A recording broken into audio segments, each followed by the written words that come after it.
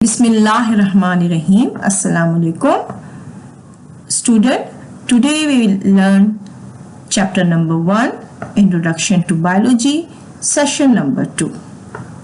Student, most of the topic has been covered in our previous lecture using old book.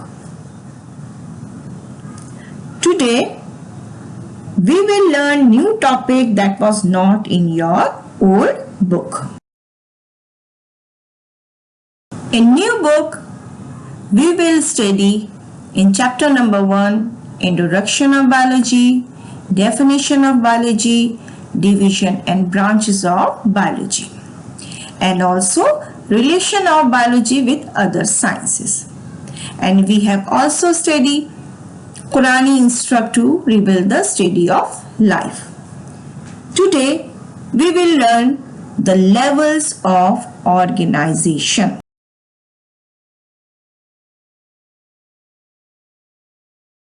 Page number 8 in your new book. Student, open your book, page number 8. The level of organization. Before starting the level of organization, recall what is atom. जी, आपने class 5 में पढ़ा है. What is atom? It is the smallest particle which is not broken.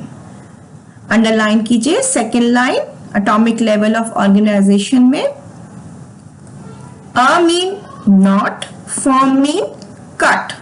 यानी atom वो चीज है जिसको आप मजीद ब्रेक नहीं कर सकते, मजीद तोड़ नहीं सकते, कट नहीं कर सकते. आपके पास जो आपका रबर है, आपकी पेंसिल है, ये कोई भी चीज इस वक्त आपको नजर आ रही है, कंप्यूटर है, सेलफोन आपके पास है, सबसे स्मॉलेस्ट पार्टिकल का क्या नाम है? That is known as atom. और एटम जो है, all the matter is made up of elements. ठीक है ना. इस वक्त नेचुरली हमारे पास तकरीबन 105 और 100 एलिमेंट्स जो है वो हम नोन है, जिनको हम जानते हैं. और आपने केमिस्ट्री में भी पढ़ा होगा कि इन तमाम एलिमेंट्स को पीरियोडिक टेबल में according to their characteristics and properties इनको अरेंज किया है. ठीक है ना. Group 1, 2, 3, 4 to up to 7 and 8. ठीक है. तो जब बहुत सारे एटम आपस में कंबाइन होकर एलिमेंट बनाते, for example gold is a one element, sodium is a one element, iron is a element. अब ये एलिमेंट जब आपस में कंबाइन होते हैं, जब एटम आपस से कंबाइन होते हैं तो वो मॉलिक्यूल्स बनाते हैं. जैसे for example water molecule H2 plus oxygen H2O molecule बन गया है ना. ये सारी चीजें मैं आपको याद दिला रही हूँ, अपनी क्लास 5 में 6 में तमाम चीजें पढ़ी हुई हैं. ओके, page number 8. The level of organisation. The level of organization in living world are based on chemical foundation. All the living organisms are made up of cells, and the protoplasm of cell is the physical as well as the chemical base of life. These level are as follows. सबसे पहले आप cell की structure को याद कीजिए. कोई भी आप एनिमल सेल और प्लांट सेल्स को आप देखते हैं तो सेंटर पे एक न्यूक्लियस है ना, और इसके अंदर जो लिक्विड पार्ट है इसको आप साइटोप्लाज्म कहते हैं. जब न्यूक्लियस और साइटोप्लाज्म को एक साथ मिलाकर हम स्टडी करते हैं तो हम इसको क्या कहते हैं? प्रोटोप्लाज्म. ठीक है. Cytoplasm and nucleus is termed as a protoplasm. ये प्रोटोप्लाज्म या सेल जो है वो आपस में कंबाइन होते हैं बहुत सारे, तो वो टिश्यू, ऑर्गन, ऑर्गेनिज्म बनाते हैं ना. सब बातें आपको पहले से पता है. ठीक है. तो you can say that cell is the structural and functional unit of life. Cell is the structural and functional unit of life. ठीक है. बट यहां पे अंडरलाइन कीजिए बेटा 4th लाइन को. Cell is the physical as well as the chemical basis of life. थोड़ा सा हमने यहाँ पे टर्म चेंज कर दिया है। हमने कहा फिजिकल मीन, फिजिकल उस चीज को कहते हैं जो आपको नजर आ रही है, जो चीज आपको सामने नजर आ रही है कि this is your pencil, okay, this is a cat. अब मैंने आपको पेंसिल और कैट की एग्जाम्पल दी है, but what is it's chemical combination. Pencil किस चीज से बनी है? वुड से बना है, वुड जो है हमने प्लांट से हासिल किया होगा। कैट किस चीज से बनी हुई है? यस, लिविंग सेल्स है इसके अंदर, और इस लिविंग सेल्स के अंदर बहुत सारे केमिकल्स प्रेजेंट होंगे, ठीक है। So we can study the level of organisation in different topics or the different headings. There are about 6 or 7 headings. Number 1 is the atomic level of organization. अभी मैंने आपको ये बात बता दी कि हर चीज जो है वो एटम से बनता है, ठीक है, और एटम को आप मजीद ब्रेक नहीं कर सकते, तोड़ नहीं सकते, बट एटम हैज अ 3 सब atomic particles, electron, proton and neutron. आपको याद आ गया होगा, है ना, हम जब कोई एटम की डायग्राम बनाते हैं तो सेंटर पे हम एक न्यूक्लियस बनाते हैं। न्यूक्लियस में क्या मौजूद होता है? Proton and neutron. प्रोटॉन है वह पॉजिटिव चार्ज एंड न्यूट्रॉन जो है हमारा, उसके ऊपर कोई चार्ज नहीं होता। देन इलेक्ट्रॉन जो है वो इस न्यूक्लियस के चारों अराउंड जो है वो उसके मूव करते हैं, that is known as the electron, और इसके पास नेगेटिव चार्ज होता है। याद आ गया ना जी। तो अबाउट 100 और 105 नेचुरल एलिमेंट जो है हमें इस वक्त मालूम है, उनमें से जो वाइटल है हमारे लिए वो एलिमेंट्स, वो bio element which are the vital for life are only 6 elements. Underline करें बेटा सेकेंड पैराग्राफ, यस अंडरलाइन करें second paragraph. Bio elements which are vital for life such as carbon, hydrogen, oxygen, nitrogen, sulfur and phosphorus, ठीक है।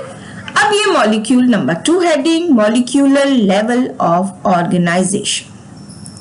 अभी मैंने आपको पहले ही बताया था कि जब एटम्स आपस में कंबाइन होते हैं तो क्या चीज बनाते हैं? Molecule. For example glucose molecule. Glucose कैसे बना होगा? इसमें कार्बन भी है, ऑक्सीजन भी है, ठीक है। प्रोटीन के molecules, amino acids, fatty acids के मॉलिक्यूल, तो ये बायोमॉलिक्यूल्स कैसे बनते हैं?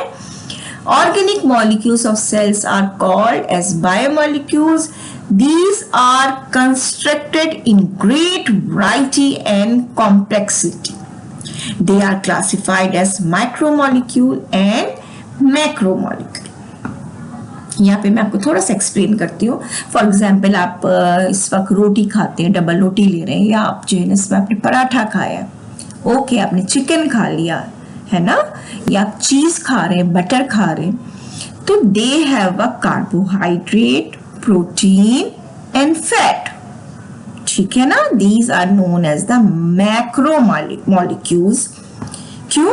क्योंकि जो इनके स्मॉल मॉलिक्यूल्स हैं वो इस तरह हैं कि जब ग्लूकोज ग्लूकोज ग्लूकोज बहुत सारे ग्लूकोज आपस में कंबाइन होते हैं तो they make a long complex chain which is known as the carbohydrate और स्टार्च, ठीक है। बहुत सारे अमाइनो एसिड आपस में कंबाइन होते हैं and they form the protein.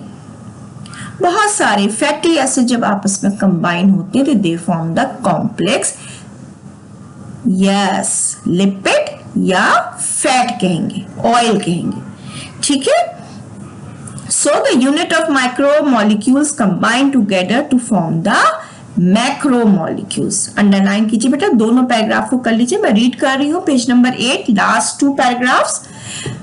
Molecules are formed by the binding of atom. These organic molecules of cells are called as biomolecule. These are constructed in great variety and complexity. They are classified as micromolecule and macromolecule.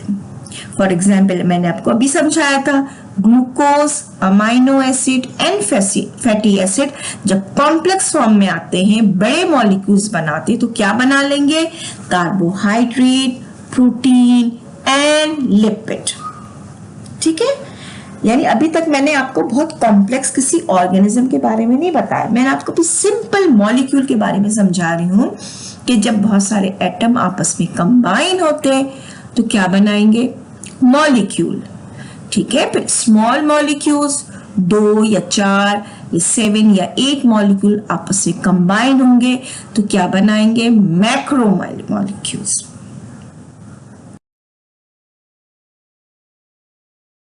Student open page number 9, cellular level of organisation.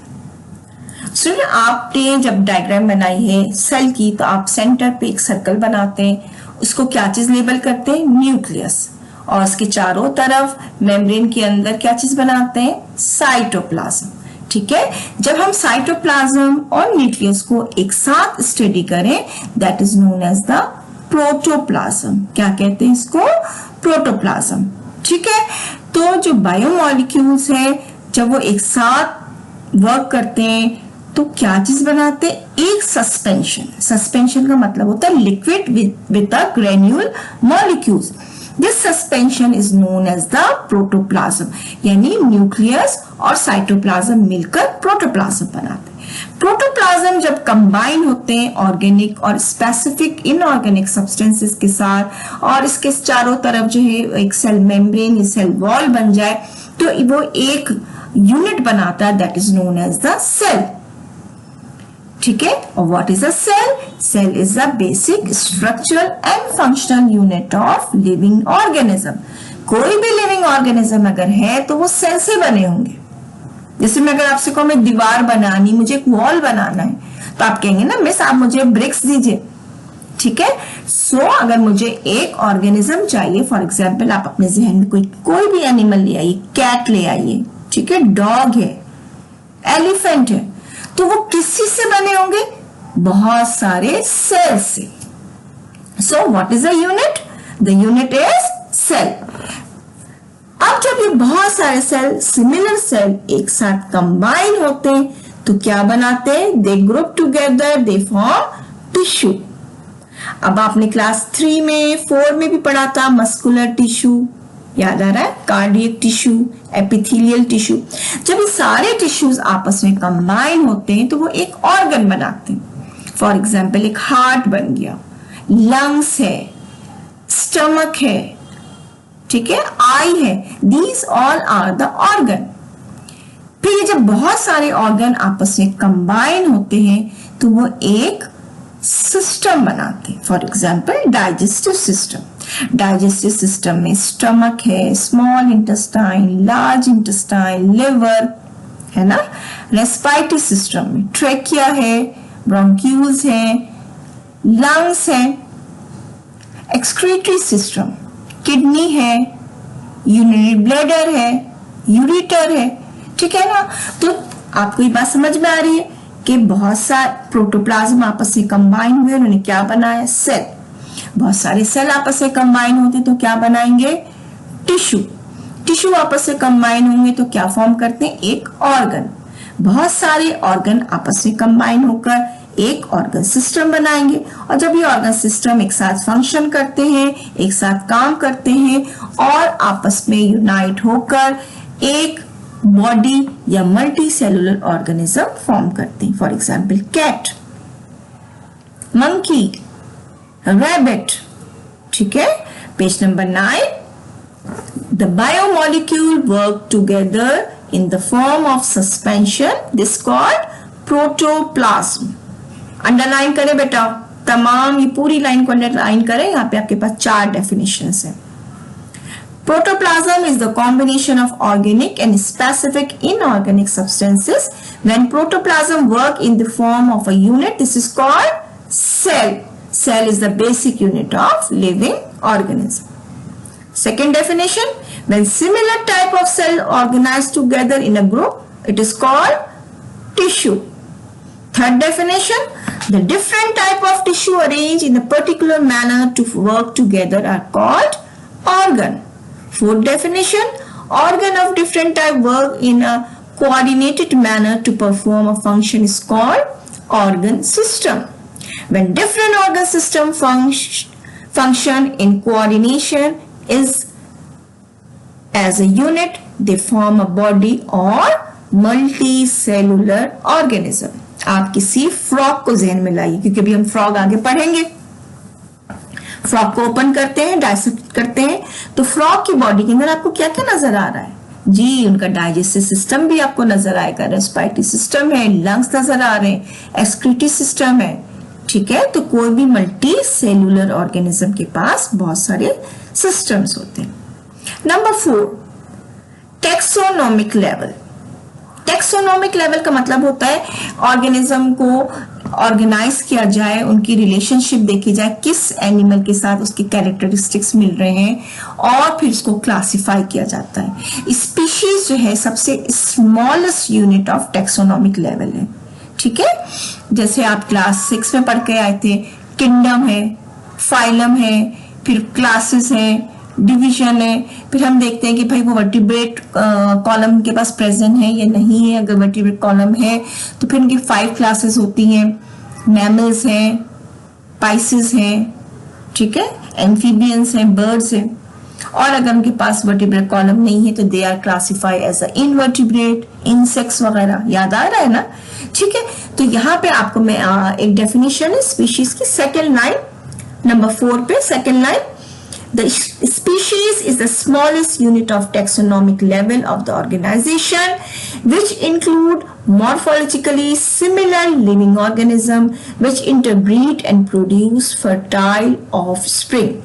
Class 9 species की definition हम पहले भी पढ़ चुके हैं chapter number 4 पे. Class 8 के लिए ये न्यू डेफिनेशन है. तो what is the meaning of species? Species का मतलब होता है वो ऑर्गेनिज्म जो जिनकी मॉर्फोलॉजिकली स्ट्रक्चर सेम हो. जैसे आप पिजन को जहन में लाइए, तमाम पिजन एक तरह के होते हैं. अब पिजन के साथ आप क्रो को सोचिए, क्या कौवा और कबूतर सेम है? No, these are the 2 different species.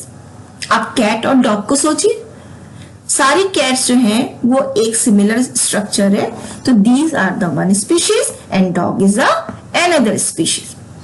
And second part of the definition, which interbreed and produce fertile offspring. यानी उनके अंदर ये प्रॉपर्टी होती है कि वो अपनी नेक्स्ट जनरेशन को प्रोड्यूस कर सके. जैसे कैट के किटन प्रोड्यूस होती है, डॉग के पास पपीज. ठीक है ना? तो स्पीशीज का मतलब होता है कि उनके कैरेक्टरिस्टिक्स, उनके मॉर्फोलॉजिकली स्ट्रक्चर जो वो सिमिलर हो, and they have the ability to produce fertile offspring. That is known as the population. All the member of the species living in specific habitat are called population. जैसे parrot, बहुत सारे group of parrots एक जगह रह रहे हैं. ठीक है, this is the parrot population. काव मिलके रह रहे हैं, लायन है, रैबिट्स मिलके रह रहे हैं, तो they are known as the population. What is the community level? जब बहुत सारे पॉपुलेशन आपस में मिलकर रहे, डिफरेंट काइंड्स ऑफ पॉपुलेशन मिलके रह रहे हैं. जैसे लायन है, वहीं पे जेब्रा भी रहते हैं, वहां पे आपके पास बर्ड्स भी हैं, बहुत सारे ट्रीज हैं, तो this is known as the community. ठीक है, एक ट्री के ऊपर डिफरेंट टाइप्स ऑफ बर्ड्स हैं, पैरट्स भी है, वहां पे पिजन भी है. या अगर आप नीचे देखें जमीन के ऊपर, तो वहां पे आपको लायन भी नजर आएगा, आपको वहां पे जेब्रा भी नजर आ रहे हैं, डियर्स भी नजर आ रहे हैं. ठीक है, तो these are make a 1 community. जब डिफरेंट पॉपुलेशन एक साथ मिलकर है. अंडरलाइन कीजिए, the member of different species living in specific habitat. Habitat का मतलब होता है वो जगह जहां पे एनिमल्स रहते, that is known as the habitat. Are called as the community. A group of different kind of birds living on tree is called as the bird community. Ecological system. Ecological system का मतलब होता है कि वो place जहां पे animals live कर रहे हैं और उनके इन्वायरमेंट के साथ उनका क्या ताल्लुक है. फॉर एग्जाम्पल, कितना ऑक्सीजन वो ले रहे हैं, वहां से वाटर ले रहे हैं, किसी सॉइल में है तो कितना टेम्परेचर होना चाहिए. These all are the ecological system. Communities always depend upon their non-living environment in the reciprocal interaction for their survival. For example, oxygen for the respiration is obtained from environment. and in turn given out carbon dioxide. This interaction is called the ecosystem or the ecological system. पानी में रहते हैं तो कितना water ले रहे हैं, water को यूज कर रहे हैं, ठीक है। तो जो इंटरेक्शन है between the living thing and non living thing, this is known as the ecological system. Biosphere level, biosphere level का मतलब क्या होता है, जमीन। अब आप अर्थ को अपने जहन में लाइए, पूरी दुनिया गोल बॉल है, इसका जो अपर सरफेस है जिसके अंदर लाइफ सरवाइव कर सके, लिविंग थिंग रह सके, that is known as the biosphere. यानी प्लांट ग्रो कर रहे हैं, स्मॉल एनिमल वहां पे है, लार्ज एनिमल है, जमीन से थोड़े ऊपर जहां पे बर्ड्स रह रहे हैं, जमीन से थोड़ा सा नीचे वर्म्स रहते हैं। तो वो पोर्शन, अर्थ का वो पोर्शन जहां पे लिविंग ऑर्गेनिज्म सरवाइव करें, that is known as the biosphere. The part of earth where life exists is called biosphere. It consists of different kind of ecosystem. तो अगले स्क्रीन में चला गया था। स्टूडेंट आपके पास पेज नंबर 8 में जो एक फ्लो चार्ट बना हुआ है, इसको हम दोबारा समझते हैं। मैंने आपको सारे जो डेफिनेशन एक्सप्लेन कर दिया। नंबर 1 हमने पढ़ा था atomic level, number 2 molecular level, फिर हमने पढ़ा था सेलुलर लेवल, फिर taxonomy level, population level, community level, ecological system and biosphere level. अब आप पेज नंबर 8 में जो आपके पास लेवल ऑफ ऑर्गेनाइजेशन है, इसको हम समझते हैं। सबसे ऊपर आ जाइए, क्या वर्ड लिखा हुआ है, atom. Atom the smallest part. जब बहुत सारे एटम आपस में कंबाइन होते हैं, फॉर एग्जांपल ऑक्सीजन की एग्जांपल लेते हैं या कार्बन की एग्जांपल लेते हैं। कार्बन एक एटम है, ऑक्सीजन एक एटम है, ठीक है, हाइड्रोजन इज एटम है। जब ये एटम आपस में कंबाइन होते हैं तो they form the molecule. For example hydrogen और ऑक्सीजन आपस में कंबाइन हो गए, वाटर बन गया, एक मॉलिक्यूल बन गया। ऑक्सीजन और कार्बन आपस में मिलकर कार्बन डाइऑक्साइड बना रहे, मॉलिक्यूल बना रहे, ठीक है। अब चूंकि हम लिविंग ऑर्गेनिज्म को स्टडी कर रहे हैं तो यहाँ पे हम आपको थोड़ा सा डिफरेंट नाम लेंगे। कार्बन डाइऑक्साइड और वाटर की एग्जांपल नहीं ले रहे, हम जरा उन केमिकल्स के नाम ले रहे हैं जो हमारे लिविंग ऑर्गेनिज्म में प्रेजेंट होते हैं। फॉर एग्जांपल ये मॉलिक्यूल आपस में मिलकर मैक्रो मॉलिक्यूल्स बनाते हैं। अभी मैंने आपको एक्सप्लेन किया था कि बहुत सारे ग्लूकोज आपस में कंबाइन होकर कार्बोहाइड्रेट बना रहे हैं, बहुत सारे अमाइनो एसिड आपस में मिलकर प्रोटीन बना रहे हैं, ठीक है। फॉस्फोरस और लिपिड आपस में मिलकर फॉस्फोलिपिड बना रहे हैं। तो फॉस्फोलिपिड मैक्रो मॉलिक्यूल है। these phospholipid molecule are present inside the cell. यानी पहले एटम बने, एटम आपस में कंबाइन हुए, उन्होंने मॉलिक्यूल बनाया, मॉलिक्यूल आपस में कंबाइन होकर क्या बना रहे हैं, फॉस्फोलिपिड, एक सेल बन गया। सेल जब बना तो उसके पास न्यूक्लियस भी होगा, साइटोप्लाज्म भी होगा, यानी यहाँ पे जिक्र आ गया प्रोटोप्लाज्म का। जब प्रोटोप्लाज्म बन गया, एक सेल बन गया, तो बहुत सारे सिमिलर सेल आपस में कंबाइन होंगे and they form the tissue. यहाँ पे आपके पास एग्जाम्पल है एपिथेलियल टिश्यू, यानी आपकी स्किन के ऊपर जो ऊपर लाइनिंग है, आपके गाल के अंदर जो एक लाइनिंग है, आपके अंदर डाइजेस्ट सिस्टम के ऊपर अपर सरफेस पे जो लाइनिंग है, that is known as the epithelial tissue. बहुत सारे टिश्यू आपस में मिलकर ऑर्गन बनाते हैं, जैसे भी आपको मैंने एग्जांपल दी थी, स्टमक है, लंग्स है। फिर ये ऑर्गन आपस में कंबाइन होकर क्या बनाएंगे, ऑर्गन सिस्टम। आपके पास एग्जाम्पल पे लिखा हुआ है रेस्पिरेटरी सिस्टम, मैंने आपको डाइजेस्ट सिस्टम की एग्जाम्पल दी, एक्सक्रीटरी सिस्टम है, रिप्रोडक्टिव सिस्टम है। Then when these all system combine, they form the one multicellular organism. आपके पास एग्जाम्पल उन्होंने दिया हुआ है लायन की, जबकि आप कैट की एग्जाम्पल ले सकते हैं, आप मंकी की एग्जाम्पल ले सकते हैं, ह्यूमन बीइंग की एग्जाम्पल ले सकते हैं कि they all are the one multicellular organism. जब सेम टाइप ऑफ ऑर्गेनिज्म एक साथ मिलकर रहते हैं, that is known as the population. अभी मैंने आपको एक्सप्लेन किया था कि फॉर एग्जाम्पल लायन मिलकर रह रहे हैं, एक पॉपुलेशन है। बर्ड्स में अगर आप देखें तो बहुत सारे पैरट्स एक जगह हैं तो एक पॉपुलेशन है। ज़ेब्रास जो है वो एक साथ रह रहे हैं, these are the population. What is community? Community means जब डिफरेंट टाइप्स ऑफ एनिमल्स एक साथ मिलकर रह रहे हो किसी एक जगह पे, किसी हैबिटेट में, तो they form the community. For example आपके पास लायन और जेब्रा की एग्जाम्पल दी हुई है। इसके अलावा अगर आप किसी पॉन्ड को देखें, पानी के अंदर फिश है, एलिगेटर है, प्रॉन्स है, जेलीफिश है, तो they make a one community. ठीक है। What is ecosystem? बहुत सारे कम्युनिटी जब एक साथ मिलके रहते हैं, there is a relationship between the living thing and their environment with non living thing, यानी ऑक्सीजन के साथ, वाटर के साथ, सनलाइट के साथ जो इनकी एक इंटरेक्शन होती है, they make a one ecosystem.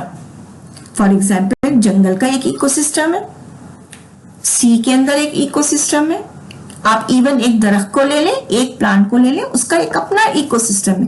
Birds रह रही हैं वहां पे, लिजर्ड है, स्क्विल है, छोटे छोटे इंसेक्ट्स रह रहे हैं, they make one ecosystem with the combine with the non living part, यानी oxygen, sunlight, acid. Ecosystem make a biosphere. अभी मैंने आपको बताया था what is a biosphere, earth का वो हिस्सा जहां पे लिविंग ऑर्गेनिज्म सरवाइव कर सके। ठीक है, अपर लेयर ऑफ अर्थ, इसके अलावा अर्थ से थोड़ा सा नीचे जहां पे वर्म्स वगैरह रहते हैं, और अर्थ से थोड़ा सा ऊपर जहां पे बर्ड्स सरवाइव करते हैं।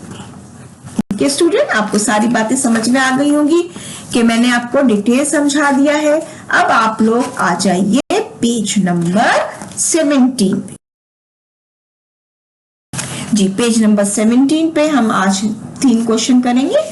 ठीक है, question number 4 part 2। Question number 4 part 2, agriculture and horticulture. इसके अंदर आपको डिफरेंशिएशन करना है। इसके लिए आप आइए पेज नंबर 5 पे।